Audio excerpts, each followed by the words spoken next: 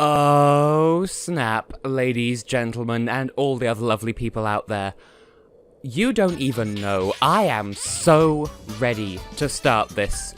Hello everyone, I am Tessellating Hexagons, and this is my Let's Play of Klonoa 2 Lunatea's Veil. Lunatea's Veil? I never know how to pronounce it. I don't want to waste too much time with this intro here, but when people ask what my favourite video game of all time is, I say this. Well, I mean, I say this game. I don't just look at them and square in the eye and say this, but if I've learned anything from my recent Let's Plays, it's that I ramble too much in the intro, so let's just go.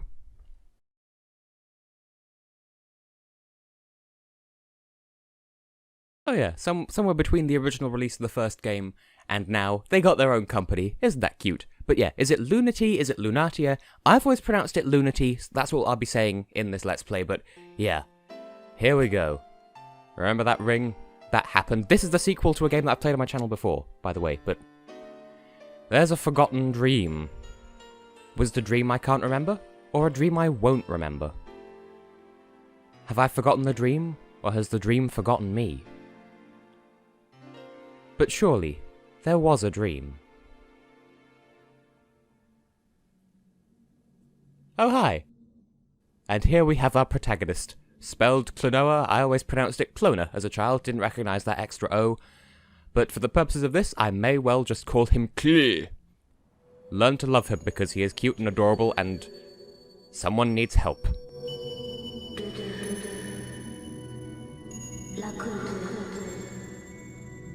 Worth remembering what that voice sounds like for future reference, just saying.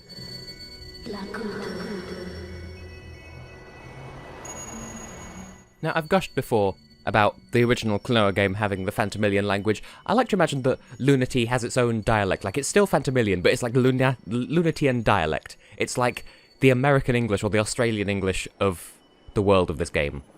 Get used to it, because it's brilliant. And they have the vocative case, that's what I love about it. Also, we're falling. Worth pointing out that we're falling into, apparently, the world of the Wind Waker. Because everything's moist. Clearly, the Wind Waker is the only game on the planet to ever feature a sea. But yeah, here we are. We've arrived in the game. Probably worth mentioning that this game, I've said before, it's my favourite game of all time. This is actually only my second time playing it, like from the beginning. Like obviously I've had several play sessions based on one save file, but one save file is all it took. And apparently we're being pursued. Bearing in mind, I think this is pretty much directly after the end of the previous game. We're being pursued and we don't know how or why. As far as I know, we've literally just been forcefully extracted from the previous game. Who could possibly know who we are? But look, Dream Crystals, clearly that's not going to be the first level. Poo!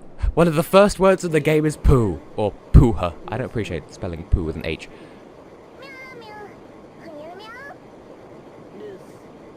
Now, if you've seen my Versus series of Empire of Dreams and Dream Champ Tournament, the second of those two, Dream Champ Tournament, actually features several characters from this game, so you may already be familiar with at least two of those interlopers. Here we go, but I shan't spoil their names until the game spoils it. Well, it's not even spoiling if it's the game telling you, whatever. So here we are. Levels of cutscenes, they play slightly differently from the previous game, but we'll get to that when we get to that. For now, we've been rescued from the sea by some people. Yes, introducing Lolo, and are you going to say his name, or am I going to have to say it for you? Well, I mean, we're okay. We've fallen out of the sky into the sea, but we're okay. We've been rescued by a girl who looks like she's got monkey ears. I've always imagined Lolo being, like, some sort of, like, not human, like monkey human. And then there's Popka, who is just crazy. Yo.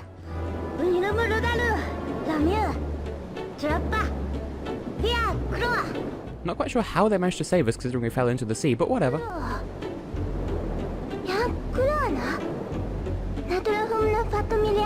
Apparently we have quite a reputation considering all we've done is save Phantomile, and technically our ring shouldn't work, just pointing that out right now, because I'm not going to spoil anything about the ending of the previous game, but the wind spirit that previously occupied it is no longer inside the ring, so it's technically just a trinket at this point. Oh, it's a giant fish. When I first played this game, I did go through the game manual and look up what all the enemies were called, and I don't remember what they are, so I'll put it on screen now.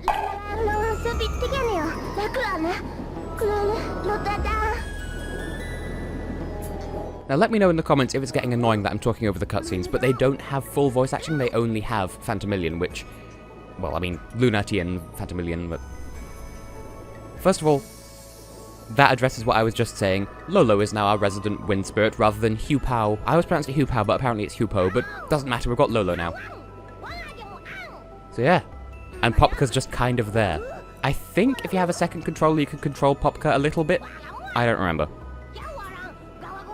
But anyway, we have our objective, kind of. Just get to an island and be less in danger. Oh, it's so pretty.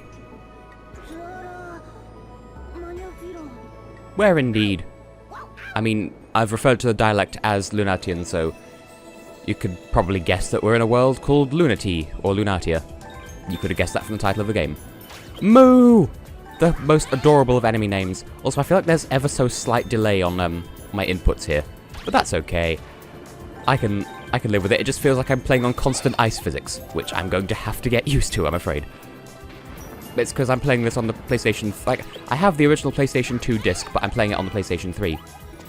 Now, there are some things that I believe in Steve.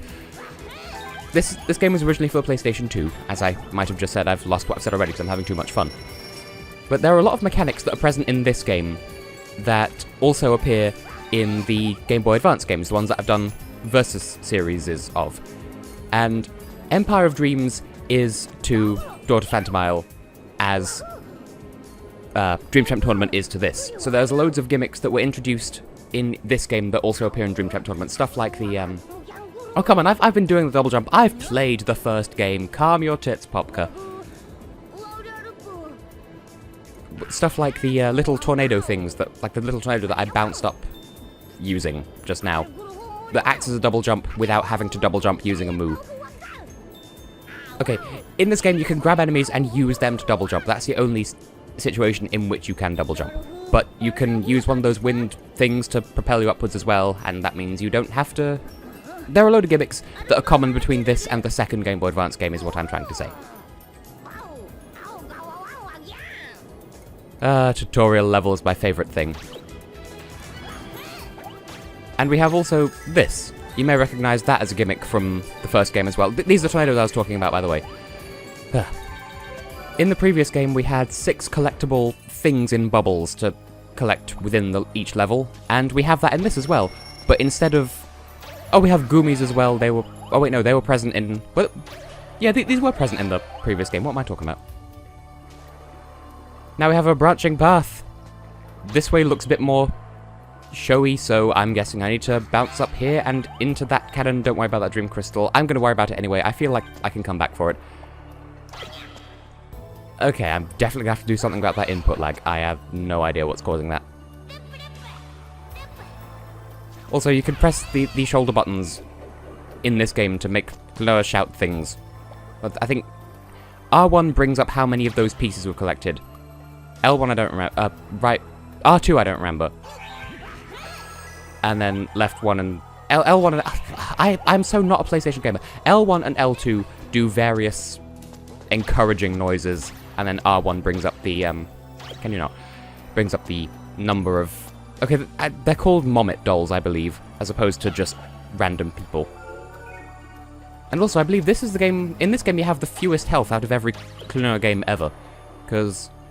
I think it's tied with the Game Boy Advance games, actually, because in that, I believe you either have 3 or 6 health. In the original Wii version... No, the original PlayStation version, you have 6 health, so 3 hearts, which is then... Like, each heart represents 2 hits. There's this where you only have 3 hearts, and then there's the Wii version, which you have 10 hits in total, 5 hearts of 2 each. It must be in this game somewhere, then, that there's a giant enemy like that. Where, okay, I'm thinking in about 12 different places at once because I love this game so much, but there are giant enemies like those that, when you destroy them, or when you kill them, they drop a load of dream crystals. And I was talking in the previous game, the LP of the previous game in the series, about how I remember there being a situation somewhere where there's a giant enemy, and you kill it, and it drops its dream crystals, and then another enemy appears in its place, but it's slightly different. Also, you can press the shoulder buttons to do various tricks in the air, which is nice and cool and good. Yeah. Giant enemy, another one appears to take its place, and you think, oh, that's just it respawning, and if it respawns, that doesn't count. Like, you can't get more dream crystals from an enemy like a giant enemy that's respawned. But in this particular case, it's a different class of enemy, so it counts as a separate enemy that will only spawn if you kill the previous giant one, so you have to kill it twice in order to get all the dream crystals, and I believe there are 150 in every level. I can't promise I'll be getting all of them, but I will be trying to get all of them. But this game doesn't pull any punches if you're going for 100% completion. Percent. There is a C in there, Tess. Pronounce it. But for now, we are at 87. Oh, I forgot about this segment. We're sort of flying on a thing. It's like I'm sailing on a sea of cheese. Ah, I missed a dream crystal already. I was going to say I'm slightly worried because we're only at 87 and we're nearly at the end of the level, as you can tell by the fact that we're nearly at the island we were told to go to. And I missed one. So that's good to know. I can't even use shoulder buttons to react on this particular crazy flying chicken goose turkey mobile. So, you can sort of tell. If you saw my I do recommend seeing my Let's Play of To Phantomile, by the way, the Wii remake of it. You can really understand the comparisons that I'm making between that and this. The levels are laid out differently insofar as the levels are a bit more showy. Like, they're not quite as straightforward as they used to be. They're a bit more... I don't know how to describe. Like, they're bigger showpieces, kind of like they're more prone to having set pieces. That's what I mean. The levels are more cinematic. And also a bit longer, I think. And more integrated into the story. It's less linear. Well, no, it is still linear. It's just the levels aren't numbered anymore. And that kind of shows. Also, there's a world map. Well, there was a world map in the previous one as well, but it works slightly differently. It'll become obvious. And I apologize for all of these crappy comparisons that I'm drawing to the previous one, because I know what I mean. And I've had this bottled up inside me for ages. And I don't know how to properly articulate what I mean, but you'll see what I mean in due course. And also that means that I have a free pass to blame absolutely every mistake I ever make on floaty controls, which is not the game's fault, it's just there's input lag, and I will try to fix that for the next episode. Anyway, we appear to have reached the island. Now we just need to get to the islandy bit. This looks like it's gonna be a slippery slope. It is. We can only go one direction. We can only slow down if we try to hold left here. And... wait. That's 150. But I definitely missed one. What? What happened? That makes no sense. Anyway, we have reached the island, and there is a bell here. Do we have to ring the bell by any chance? But then it won't be us ringing the bell, it will be Lolo. Just because we're wielding the ring. Ring that bell, Lolo. Don't miss the bell, it's in the background. You know, in the background. Once again, stealing memes. She has a tail as well, that's another reason why I say she's like monkey-ish, in the same way that Klonoa is like cat-rabbit-ish and Popka is dog-ish. So we rang the spirit bell. I would like to keep you lovely people as much in the dark as Klonoa is, like, as far as goings-on are, but apparently we passed a test we didn't know that we weren't taking. But apparently whatever it is, it's a good thing. By the way, you might recognize Klonoa's outfit as one of the alternative costumes from the Wii version, because this was where that costume made its debut. Baguji! Clearly not going to be an important character at all. So we have prophets and priestesses and bells, oh my. There we go. There's the title drop. We are in Lunatea. I'm going to pronounce it Lunatea, and you're going to have to live with that. Because, I mean, it contains the word T. What do you expect me to do? But yes, by all technicalities, that's Vision 1-1 clear, but the levels aren't really numbered. And yes, I'm going to be saving to alternate slots, just in case of a recording failure. Because I'm conscientious like that, innit? And so we have the world map. Some really clever stuff happens with this world map in due course, so that's a thing that is worth remembering. Now, it may seem like I'm cutting the episode a little bit short, but I feel like now's a good time to hold off, so in the next episode we're going to head to Baguji's Island, which I don't think is a level in its own right, it's just a point on the world map. So, for now though, I will say that I have been, and will continue to be, Tessellating Hexagons, and yeah, I've just said what we're doing in the next episode, but I am so excited to be doing this LP. Sorry if my commentary's been a bit everywhere, but I love this game so much, and I'm hoping by the end of it you will too. See you then.